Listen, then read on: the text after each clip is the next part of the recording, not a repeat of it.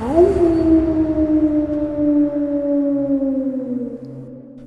the 30th of January 1989, Brandon Swanson was born in Marshall, which is located in the southwestern part of Minnesota in Lynd County. Along with his sister, he was said to have had a great upbringing in this place. Lynd County is a rural region that is home to around 25,000 people.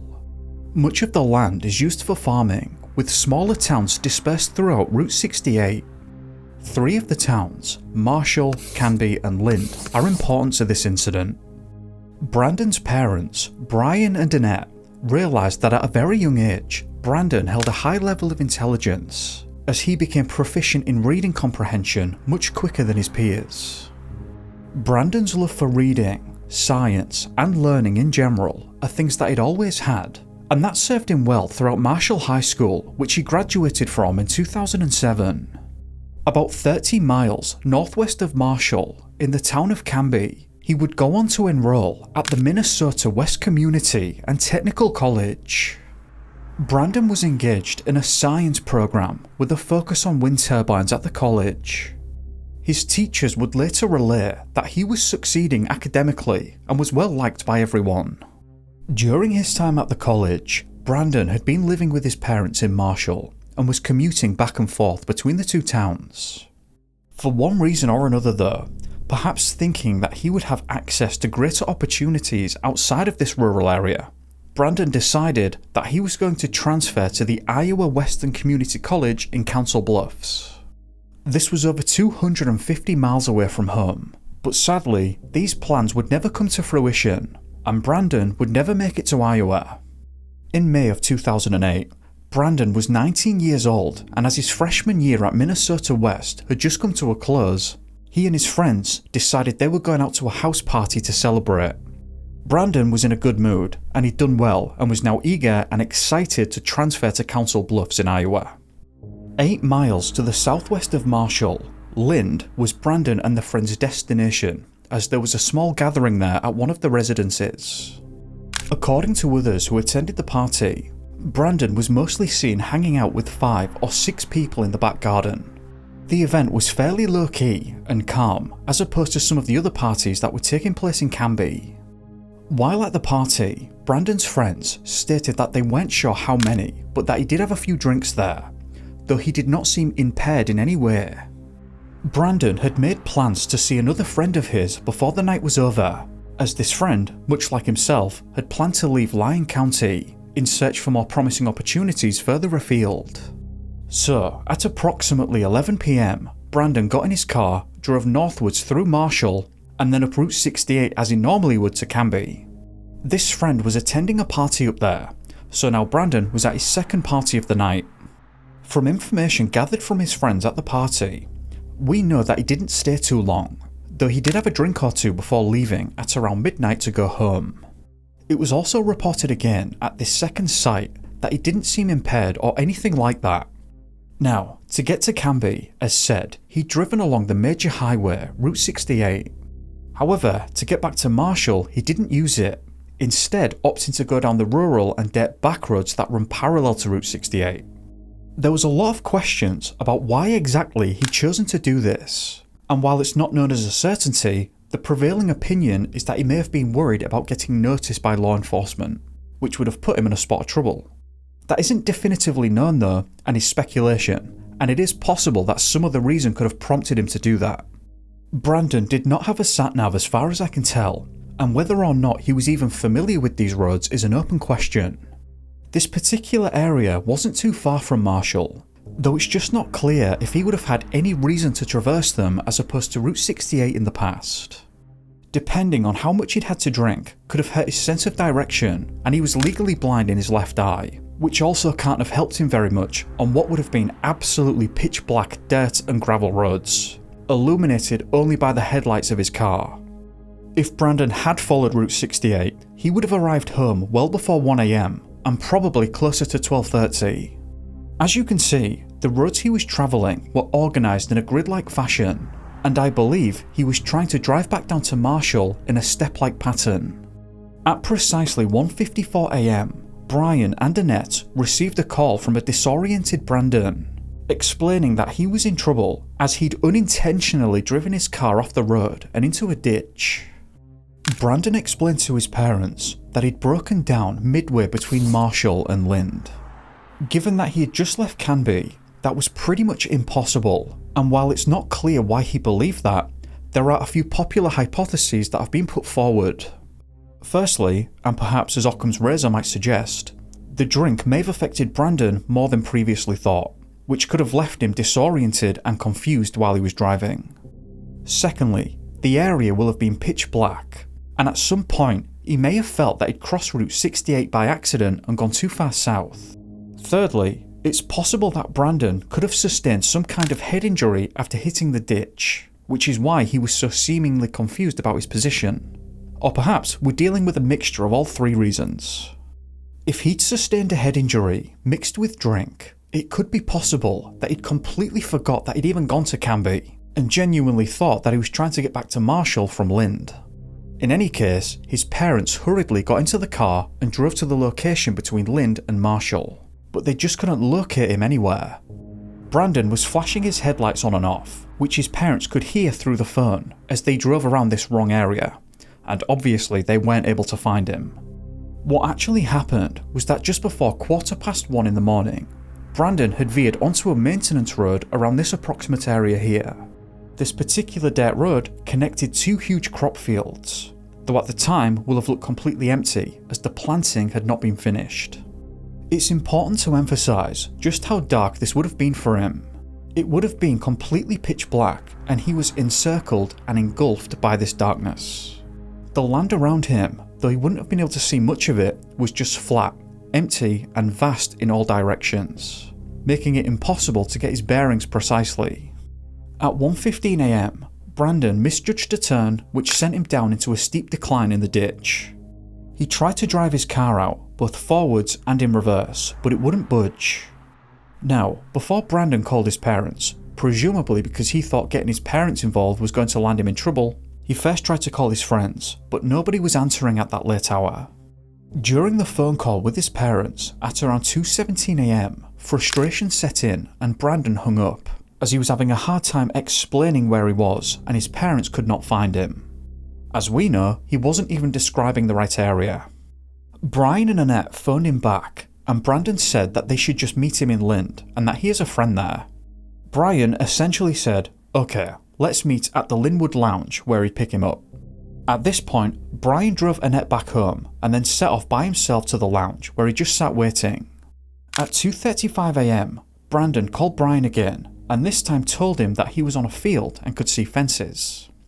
He also said that he could hear the sound of rushing water close by, which Brian, I believe, could also hear, though I'm not completely sure about that. Brandon, according to Brian, said that he was able to see some lights in the distance, and he began walking towards them thinking that he was seeing Lynd. As he was walking, he was explaining to his father the type of terrain that he was walking along. Brandon seemed to think that he was walking along the golf course here in Lynd, but in reality, he was describing walking along empty fields. Meaning, Brandon was actually traversing flat empty farmlands all the way up here because the crops had not been planted yet, which will likely have confused Brandon and made him feel like it was the golf course. Because it was so dark and he was hearing running water, he must have been somewhere near the river. Unfortunately for everyone here, the Redwood River runs right through Lynd and next to the golf course, so both Brian and Brandon likely thought that he was right next to it. It's also not totally clear to me what lights he described seeing, because he thought he was seeing Lynd. I'm not sure if that means the lights were stationary or not. Is it possible that he was getting glimpses of Taunton or Porter? Or maybe he was seeing the lights of cars on Route 68 or nearer? It's not clear. At around 3:10 in the morning, Brandon shouted, "Oh, expletive," and the call abruptly went silent. Prior to that, he was walking and speaking normally to his father, so it's not really clear how much the drink had affected him. Brian called out Brandon's name multiple times, but he was getting no response. Brian then ended the call and recalled him again, repeatedly. The thought process was that he must have dropped the phone and couldn't see it. By calling it, Brian was hoping to light the phone back up and make noise, allowing Brandon to find it again. But it did not matter just how many times he dialed the phone. After hearing the ringtone for a while, each attempt would then go to the voicemail. Upon the shout, Brian said that he thought that he'd heard Brandon slipping. Now, I know of a few incredibly similar disappearances to this that have happened over the years, where a person just vanished while in the middle of a phone call. But one from the UK in 2004 jumps out at me, which I think is worth summarising briefly here. In 2004, 21-year-old David Plunkett and a friend of his went on a night out around Manchester in April of that year. David ended up having too much to drink, perhaps similar to Brandon, and ended up getting kicked out of a music festival located here. David seemed somewhat disoriented, and phone call records showed that he'd ended up walking somewhere between Salford Quays and the Old Trafford football ground. David was on the phone to his parents at the time, and they said that he seemed spaced out, or not really with it. Then, his father described that David let out an unearthly howl and that he'd never heard anything like it before.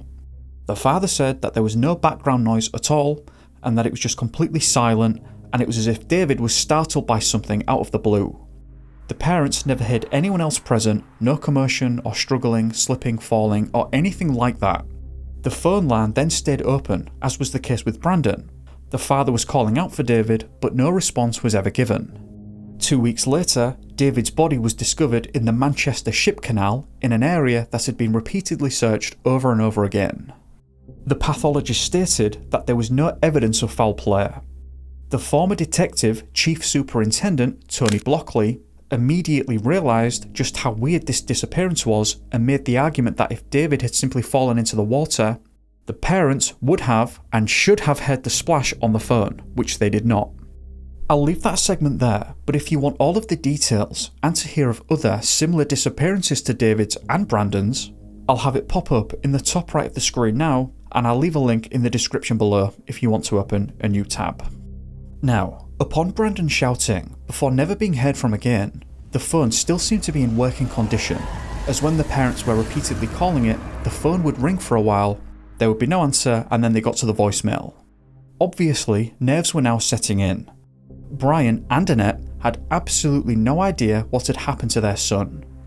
I believe that Annette was phoning around Brandon's friends, and Brian was driving around in search of him.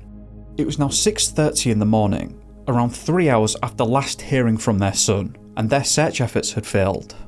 They then realised that they needed professional help, so law enforcement was informed. Frustratingly, it seems that their call was initially brushed off, as they were told that at Brandon's age, he had the right to be missing and they needed to file a missing persons report 24 hours after he disappeared. Honestly, I'm not sure how the police heard the details of this incident, as have been presented so far, and they brushed it off, thinking that no assistance was needed. Thankfully, Brian and Annette managed to bypass that ridiculousness by contacting the sheriff directly. The sheriff, on the other hand, did believe that something needed to be done, and a search was then organised and underway within 24 hours. Utilising Brandon's phone records, they were able to determine his last known location, which was not Lynd. Actually, as we know, according to Google Earth, he was approximately about 17 miles northwest from Marshall and about 20 miles away from Lynd. At the time, these phone records shocked both the Swansons and law enforcement, who were all gobsmacked that he was so far away from Lynd. Although now it became clearer as to why Brian hadn't been able to locate Brandon. The realisation that Brandon was so far away from Lynd overshadowed any clarity that was gained. Around 12:30 PM, Brandon's car was found, approximately here just off 390th Street, between Taunton and Porter. In addition to being roughly 11 miles southeast of his starting position in Canby, the crossroads where he left the road is only 1 mile north of Route 68. How and why the car had actually got into the ditch in the first place is not known. Given that it was late at night and Brandon had a few drinks, it's possible that he misjudged a turning or had become drowsy or sleepy behind the wheel or something to that effect. Perhaps he tried to sway out of the way of something, but ultimately it's not clear.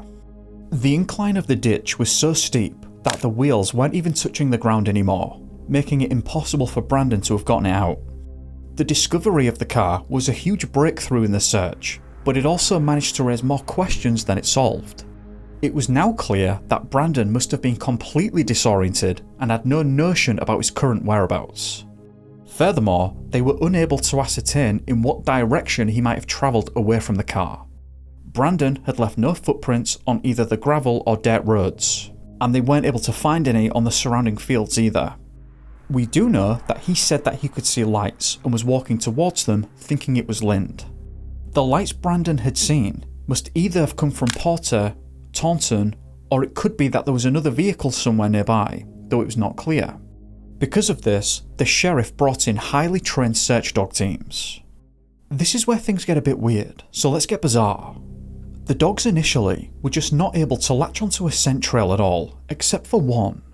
This dog, after being given some of Brandon's clothing to work with, set off away from the vehicle, southbound down the road. Then, the trail took the dog eastwards towards the Yellow Medicine River, approximately here. Brian did say that he thought that he'd heard Brandon slip, though he didn't say anything about a splash. Obviously, to everyone present, it seemed as though Brandon had fallen into the water and that was the end of the story.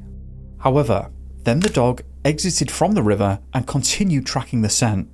It's not clear to which road exactly, but the dog managed to follow the scent to a gravel road around here. And then it was not able to follow it any further. The dog had effectively led the searchers to an abandoned farm where the scent trail ended abruptly. The river obviously became a focal point of the search, and it was scoured for 30 days without any results at all. No clothing or items surfaced, and there was never any evidence discovered to point to Brandon being in there. Because of this, Annette started to question this line of thought, arguing that he may have gotten out, as the search dog teams seem to suggest. There are also many speculations regarding foul play, but the sheriff said that there was just no evidence of that having taken place. Even now, over 16 years after Brandon went missing, no articles of clothing have ever been discovered and his phone was never found. Alongside the search dogs, cadaver dogs never found a scent either. In trying to explain the incident, one investigator stated that Brandon might have tripped and dropped his phone that night, damaging it and sending it into the water, or causing the battery to come out and then he just couldn't find it again. As the night went on, Brandon could have been wet, cold and exhausted, now venturing far away from the car. The only problem with that, as far as I can tell, is that Brian stated that after Brandon shouted, he was still able to call the phone, repeatedly, hearing it ringing and then getting to the voicemail. You'd think that if the phone ended up being broken, submerged, or the battery coming out and then being lost, it wouldn't have been ringing at all, and it would have gone straight to the voicemail, so it's not completely clear what was going on with that. There are also some reports that during the initial search, law enforcement was still able to ring the phone. In that instance, it could mean that the phone was still perfectly fine, but Brandon had fallen into the river, perhaps having been swept away a little bit, or alternatively had just become even more disoriented and got out at another place, engulfed in the pitch blackness of the night, and just couldn't find it again. The obvious problem in that case for Brandon was that the temperatures were between 4 and 8 degrees Celsius, or between 39 and 46 Fahrenheit. If Brandon was wet at the time, at that kind of temperature, hypothermia is a real possibility, though it's not clear why he was just never found. As the search progressed to the farmland areas, the search hit another challenge. The Grand Forks Herald reported that many local farmers were opposed to the presence of search dogs and search teams on their land, scaring their cattle, which could have resulted in financial loss for the farmers. Before granting access to their property, many of the farmers insisted on seeing warrants. However, the emergency support services were not able to obtain them. Some of the farmers were essentially making the point that their land was too far away from the area where Brandon vanished, and didn't want to risk their crops being trampled or their cattle scared for something that they felt was highly improbable. There was another area that was deemed as important too. Mud Creek is around 3 to 4 miles north of both Porter and Taunton. In this area, a searcher with Midwest technical training, Jeff Haas, revealed that the dogs had found a scent there a number of times, leading them to believe that Brandon may have somehow been in it. Specifically, he said, "We've got huge amounts of scents in there, more than I've ever seen in any other search, so we are really confident that he's somewhere in the watershed. We just can't get to that final point." Despite finding these scents in this area, It was not made clear how or where they thought Brandon actually entered the water. It's also difficult to know what to do with that information because it further confuses things. For instance, we know that Brandon was heading towards a light of some description, which was thought to be Taunton or Porter, and that Brandon obviously thought was Lynd. As far as I can tell, I just can't imagine there being a light to the north of his car here. I'm not sure what he'd have been heading towards or following, but is it possible that after falling into the Yellow Medicine River directly, he'd then for some reason, in a confused and disoriented state, perhaps suffering from hypothermia, headed north and then fell into Mud Creek somewhere? Mud Creek is a tributary of the Yellow Medicine River and seems to meet it here. It's also important to note that while Jeff was saying that they had a huge amount of scents at Mud Creek, I am not sure if we're talking about the main search dogs that would have been given Brandon's clothing to get his scent from, or if we're talking about cadaver dogs, which will have been picking up the scent of decomposition. In the latter case, that wouldn't necessarily mean it was Brandon definitively, and could have been someone else. Though it's certainly an odd coincidence given that Brandon had vanished in this exact area. From the point that Brandon's scent was lost initially by the search dog teams, if he'd have just headed directly westwards, he'd have made it to Porter. What do you think was going on there? Do you think it was Brandon that was detected in Mud Creek, or someone else entirely? All in all, over 40 professionally trained search dogs had been used in the search, and over 120 square miles had been combed in the search for him. Professional search and rescuers, law enforcement and volunteers scoured countless acres of farms, riverbanks, and fields without any results at all, obviously including the river itself. Annette, who was rightfully outraged by the Lynd Police Department's initial indifference to her son's disappearance, met with a House of Representatives member and the two collaborated on new legislation. Annette was not at all happy that despite what she and her husband had told the police about their son and his situation, they still told them that they had to wait 24 hours to report Brandon missing. Despite the obvious emergency factor of the incident, the Minnesota Missing Person Program was amended by Brandon's law.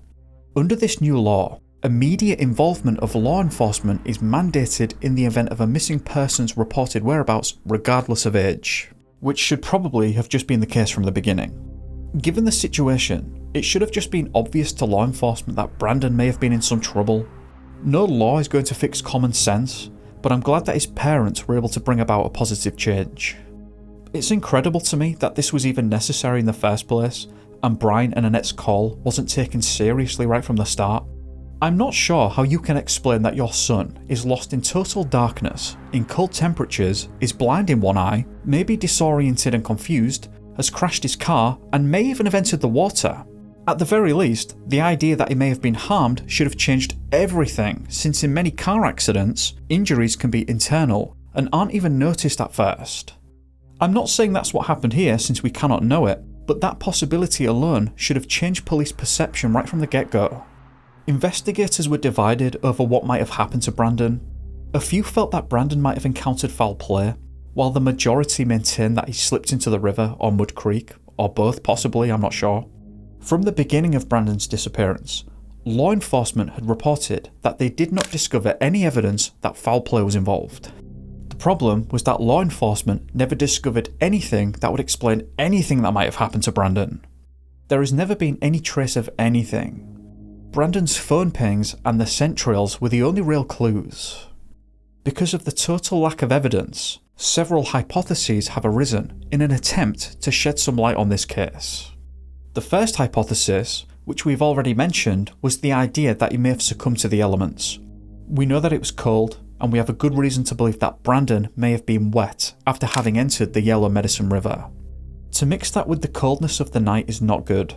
Brandon's friends had also told law enforcement that he was wearing a zip-up hoodie, a t-shirt and a sweater, so clearly he was not dressed too well for this. If he'd have fallen into the water under those conditions, he'd have started shivering and becoming disoriented very quickly. It's easy to believe that Brandon could have become even more confused in this situation and tried to find somewhere to get away from the elements. Though again, this doesn't explain why he was never found, unless he had somehow then gotten all the way to Mud Creek and was then swept away. I'm not sure whether or not he'd have expected to be found in the creek. Consideration of the fact that Brandon had been drinking earlier in the night is also important. Although the exact amount is not known, it could explain why he avoided the highway on his way home and instead decided to take the back roads. If he'd had too much to drink, we know that also speeds up the process of hypothermia, as the body struggles to keep the cold at bay. When you drink too much, this can lower your core body temperature. It also widens the vessels near the skin, which then also makes you feel warm, even though you're not. So, in regards to hypothermia, this is like a double whammy in a sense, though it really depends on how much he'd had. The point being though, is that Brandon could have been even more susceptible to the effects of exposure if he'd fallen into the river and then somehow managed to get himself out. This hypothesis has been criticised though, and may fall apart because in this scenario, it seems improbable that he wouldn't have been found. Typically, once a person starts to suffer from hypothermia, the clock is on. If wet, you run out of time very quickly, and I'm not sure if he'd even have been able to make it to Mud Creek. If drenched, in this scenario, you'd likely become dazed, stunned almost, and your movements would become groggy and slow, so it's hard to believe that he'd gotten miles away from the point at which it set in. Whilst we know that at some point, it perhaps seems probable that he'd entered the Yellow Medicine River due to the trail that the search dog was able to follow, it is a possibility that he just didn't make it out of there at all. This leads us to the second hypothesis. A large portion of the people involved thought that the most probable scenario was that Brandon had fallen into the Yellow Medicine River and passed away beneath the water. While the river is usually somewhat placid and manageable to cross, it was facing a surge at that time, meaning that Brandon could have been facing fairly high rushing water. The ground was also uneven there, so combined with Brandon's eyesight problems, it's easy to see how he may have fallen in. If the river was flowing heavily at the time, it is possible that he could have just been swept away with it and wasn't able to resist. The problem with this though, as mentioned, is that the search dog exited the water and continued following the scent to a new area. This has always been one of the biggest problems in Brandon's disappearance, as it presents a strong argument that it appears as though he'd gotten back out of the river. Some have also made the point that if he'd fallen in, they would have expected to find him, and it would be very unlikely that he'd flowed so far away as to be unrecoverable. So given that nothing was ever found in the river, alongside the finding by the search dog, it very much could indicate that he'd then gotten out somewhere. Brandon would have been moving through terrain that was primarily agricultural land with large abandoned areas. One popular hypothesis was that he may have accidentally fallen into an open well or something like that, which could have been covered by overgrowth. Searchers did not seem to think that this was the case though, but with so many potential hazards in these neglected rural areas, such as sinkholes or crevices, it could be that Brandon had accidentally stumbled into one and then passed away silently sometime after. Whilst the idea of Brandon accidentally falling into the river, a well, or a crevice seems plausible, it does raise questions. Brandon's father stated that he had shouted out before the call ended, and thought that he had Brandon trip or fall, which does coincide with this. What doesn't make sense is that if Brandon had fallen into the river, or been near the river during the phone call with his father, surely his father would have heard the splash as Brandon fell in. This is very similar to the issue that Tony Blockley pointed out in David Plunkett's Disappearance. Another possibility might again relate back to suffering from hypothermia. One well-documented behaviour that sufferers have exhibited is known as terminal burrowing. This is where a person suffering from hypothermia desperately tries to get into some kind of small enclosed space in total desperation for warmth. It could be that Brandon found his way to such a spot that was then incredibly hard to find. In that instance though, I get the sense that the search dog should have been able to find him, and if not, then later the cadaver dogs should have caught the scent of decay at some point, since that is a smell that travels quite far. Other ideas that relate to foul play have spread over the years too, such as people speculating that local farmers may have been involved somehow. For instance, one that I came across speculated that by accident, a farmer, whilst ploughing the field, could have run over an unconscious Brandon, and horrified, chose to conceal the evidence. It seems very unlikely though, as the fields were empty, and in theory, a farmer would have seen someone laying on the ground. In addition, it was neither the right time of the year to be tilling the land or harvesting crops, though I do believe things such as corn start to get planted around that time. Another possibility that's floated around, and seems highly unlikely to me, is that Brandon could have been hit by another car. Realistically, at 3 in the morning, There wouldn't be many people using these back roads, probably no one but Brandon at the time. But it's not difficult to think that if someone were, they definitely wouldn't have been expecting to find a 19-year-old walking around, and they probably wouldn't even have seen him until they were right on top of him. There would also likely have been some evidence of this on the roads too though, such as skid marks or potentially bodily fluids on the ground, or just any indications of a crash, which there was not. You might also think that Brian would have heard that happen on the phone, but instead he quite specifically described that it sounded as though Brian had slipped or something to that effect.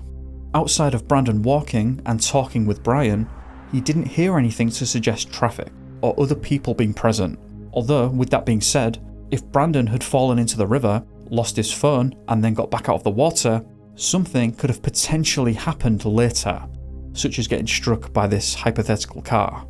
Some have speculated in regards to taking these back roads that instead of being worried about trouble from law enforcement, Brandon could have been using these roads as he was involved in something shady. Whether purchasing something he shouldn't or something to that effect, and then the deal went wrong. There was absolutely no evidence of that though, and it's important to say that these are just speculations I came across while reading about this. Other speculations included that instead, once Brandon had crashed in the ditch, there may have been someone else that came across him, offered to help, and instead he fell victim to foul play and was taken away from the scene in this second vehicle.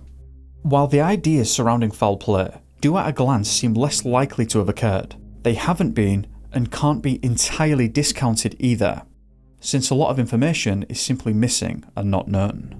Brandon was in a bad situation from the get-go, and it is fairly apparent that something unexpected happened to him since he shouted the way that he did, followed by Brian believing that he'd heard him slip. So while we don't know exactly what happened in that moment, whether it was the river, which to many seems like the most likely outcome, anything involving foul play, it seems, would have had to have come after that fall, and had nothing to do with the fall itself. The main confusion here stems from the fact that Brandon nor his remains were ever found. Given how long it's been since the disappearance, you might have expected them to have been discovered by now, if they were still in the area. As mentioned, even if well hidden, the bloodhounds should have found a scent sometime after the disappearance. So in that instance, you can see why some of the investigators thought that he may have been taken by the river and then flushed so far away from the initial site that he was never found. I don't know how you reconcile that when you also consider the fact that the search dog did seem to be able to continue following Brandon's scent after the river. It very much seems like he should have been found, but he never was. This is one of those disappearances where it's difficult to rule anything out because everything just seems to lead to further questions, and there are no real answers to be found with the information that we have. I've been asked to cover this one for a while, and I can see why so many have found it confusing. What do you think happened here? That about brings us to the end of this. I'd just like to take the time to thank you for watching, and a big thank you to the patrons who've been running around on the screen. If you found this video interesting, please do remember to like and subscribe if you haven't already. If you didn't like it, then feel free to give me a thumbs down. I'm just looking for your honest opinion either way. I hope that you've had a great day, or evening, depending on where you are, and I'll see you in the next one. Be safe guys, peace.